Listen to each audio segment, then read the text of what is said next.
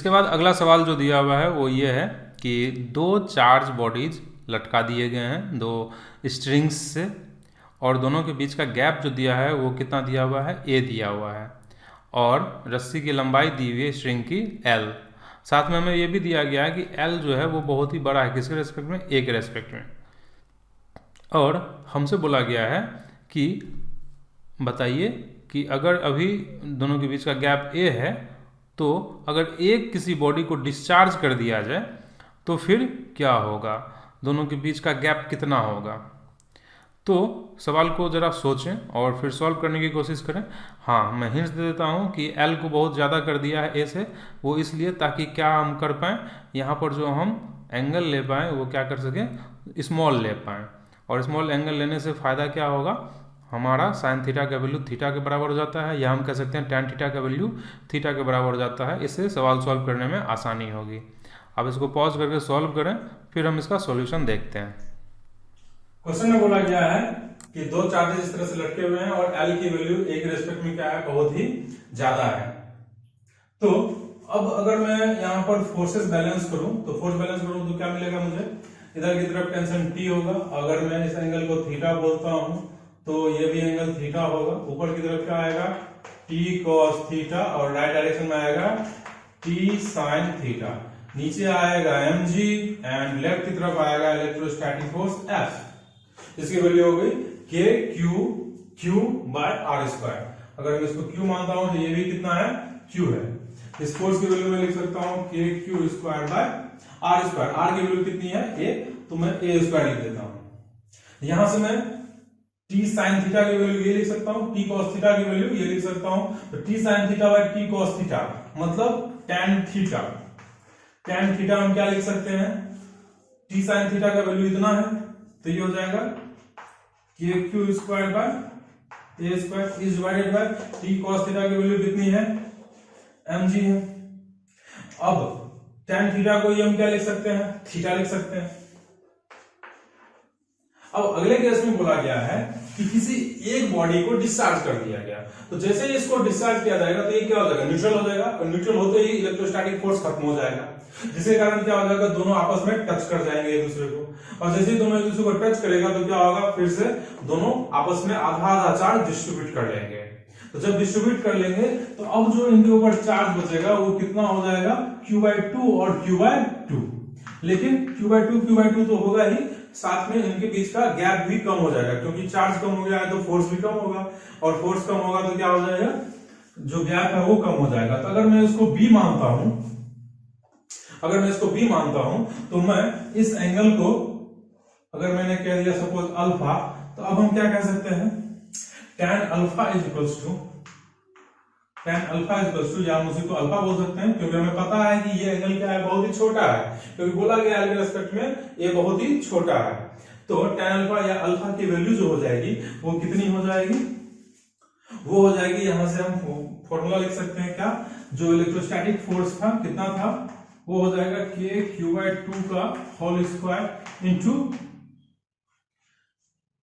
Is divided by b स्क्वायर, is divided by how much, mg तो mg ही रहेगा अभी भी, ठीक है। अब हम यहां से देख सकते हैं कि इस थीटा की जो वैल्यू है वो थीटा की वैल्यू कितनी है, थीटा की वैल्यू हम यहां से लिख सकते हैं कितनी, थीटा की वैल्यू हम लिख सकते हैं, tan थीटा या थीटा एक ही बात है, तो हम लिख सकते हैं a/2 is divided bye l, क्योंकि tan थीटा ही थीटा होगा और थीटा ही sin थीटा होगा, तो हम क्या लिख सकते हैं a/2 बाय l। तो हम इसको लिख सकते हैं a/2 l बाय l, और इसकी वैल्यू हो गई कितनी, k q square bye a square mg। और यहां से हम अल्फा को क्या लिख सकते हैं, इसको हम लिख सकते हैं b/2 बाय l, क्योंकि ये एंगल चूंकि बहुत छोटा है इसलिए ऐसा हो पा रहा है कि tan थीटा की वैल्यू थीटा और थीटा की वैल्यू sin थीटा। तो मैं लिख सकता हूं b/2 बाय l, और इसकी जो वैल्यू हो जाएगी वो हो जाएगी k q square bye 4b square into mg। अब अगर मैं इसको इक्वेशन 1 बोलता हूं, इसको इक्वेशन 2 बोलता हूं, और 1 में 2 से डिवाइड कर दूं, तो यहां से क्या हो जाएगा, ये कैंसिल होकर a और b का रिलेशन आ जाएगा और उससे आंसर आ जाएगा। तो चलिए एक काम करें, आप नोट करें, मैं थोड़ी देर के आप पॉज करके नोट करें, मैं आगे बढ़ रहा हूं।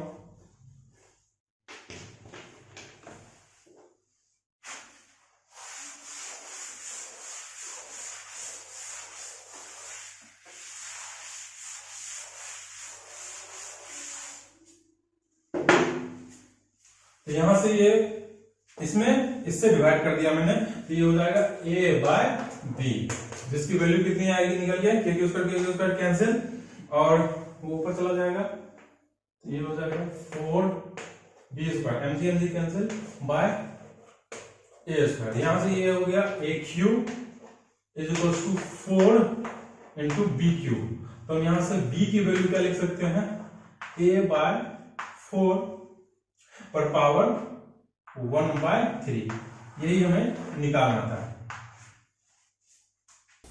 पहले क्वेश्चन देखो, डायग्राम समझो उसका, फिर इसका सॉल्यूशन देखना।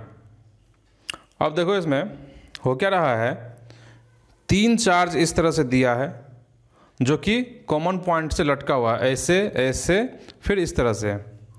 और अगर हम किसी भी एक चार्ज की बात करें तो वो इक्विलिब्रियम में है, और इक्विलिब्रियम में होने के लिए क्या होता है, नेट फोर्स 0 होना चाहिए। तो इस पे नेट फोर्स 0 है।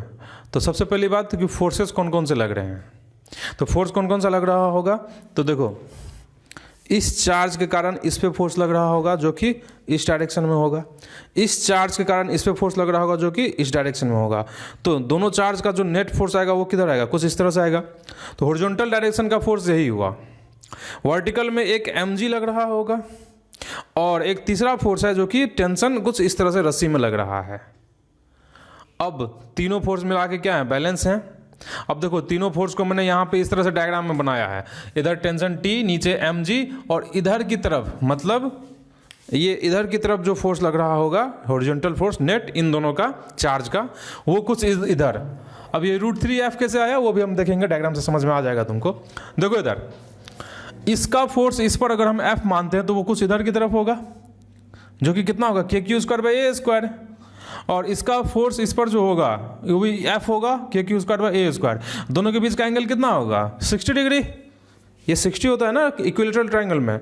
तो नेट रिजल्टेंट जो आएगा दोनों का वो भी कितने एंगल पे है, दोनों जो f है वो कितने एंगल पे है, 60 पे। तो रिजल्टेंट कितना हो जाएगा, √3f, क्योंकि 60 एंगल है दोनों के बीच का। तो ये हो गया √3f, और f का वैल्यू कितना है, के Q square by A square. अब ये चीज़ें, ये डायग्राम तुमको समझ में आ गया, ये चीज़ कैसे आया ये भी समझ में आ गया। अब यहाँ पर देखो, यहाँ पे जो इस ब्लॉक पे फोर्स लग रहा है बॉब पे, ऊपर टेंशन T, इधर √3f, नीचे mg, इसी तीनों फोर्स को हमको बैलेंस करके फाइनली क्या करना है, इस Q का वैल्यू निकालना है जो कि क्वेश्चन में पूछा गया है। अब देखो हमको जानबूझ के क्वेश्चन में L very very greater than A दिया गया था ताकि ईजी हो जाए अपना सवाल, नहीं तो कैलकुलेशन बढ़ जाता। देखो अब क्या करना है हमको, ये T sin थीटा को इसके बराबर करेंगे। तो देखो यहाँ क्या करें, T sin थीटा बराबर √3f, ये और T cos थीटा बराबर ये है mg। तो बताओ डिवाइड कर दो, एक्चुअली T sin थीटा में T cos थीटा से डिवाइड कर दो तो क्या हो जाएगा, tan थीटा। और बोलो ये कितना हो जाएगा, ये हो जाएगा √3f, और डिवाइडेड बाय ये बोलो कितना हो जाएगा, mg हो जाएगा। और अब उसका काम आएगा L very very greater than A क्यों दिया है, क्योंकि देखो अगर L very very greater than A होगा तो ये एंगल क्या हो जाएगा, बहुत ही छोटा हो जाएगा। और अगर ये बहुत छोटा हो गया तो अब हम क्या कह सकते हैं, tan थीटा को ही हम थीटा लिख सकते हैं, tan थीटा को ही थीटा लिखा जा सकता है, और उसी को sin थीटा भी लिखा जा सकता है। तुम्हें पता हो अगर कि अगर थीटा बहुत छोटा होता है तो ये लिखा जाता है। और अब बताओ क्या हो जाएगा, वैल्यू पुट कर देते हैं, लेकिन पुट करने से पहले हमको sin थीटा चाहिए होगा। अब sin थीटा कैसे निकालेंगे वो भी एक समझना पड़ेगा, चलो देखते हैं। अच्छा बताओ, ये तीनों चार्ज मिलकर ट्रायंगल बना रहा है ना, तो ट्रायंगल मैं यहाँ पे बना लेता हूँ इस तरह से, और साइड कितना है a, तो ये a है तो ये a/2 होगा, और इसकी वैल्यू कितनी हो जाती है, वो हो जाती है √3a/2। कैलकुलेट करके देख लो, वो तुम्हें पता होना चाहिए। और बताओ ये जो इसका ज्योमेट्रिकल सेंटर होता है इक्विलेटरल ट्रायंगल का, वो उस मीडियन को क्या करता है 2:1 रेशियो में बांटता है, तो हम क्या लिख लेंगे 2/2+1। तो यहाँ से यहाँ तक का जो डिस्टेंस होगा वो बोलो कितना हो जाएगा, वो हो जाएगा 2/3 से मल्टीप्लाई कर देंगे इस पूरे डिस्टेंस में, बोलो इतना आ जाएगा। तो वैल्यू ये कितना आ गया कैलकुलेट होकर a/√3। तो ये डिस्टेंस आ गया a/√3, मतलब ये डिस्टेंस कितना होगा a/√3 होगा इस ट्रायंगल में देखें तो, इक्विलेटरल ट्रायंगल में। और अब साइन थीटा हम क्या लिख सकते हैं, परपेंडिकुलर बाय हाइपोटेनस। बताओ साइन थीटा की वैल्यू परपेंडिकुलर बाय हाइपोटेनस कितना हो जाएगा, ये साइन थीटा ये हो जाएगा a/√3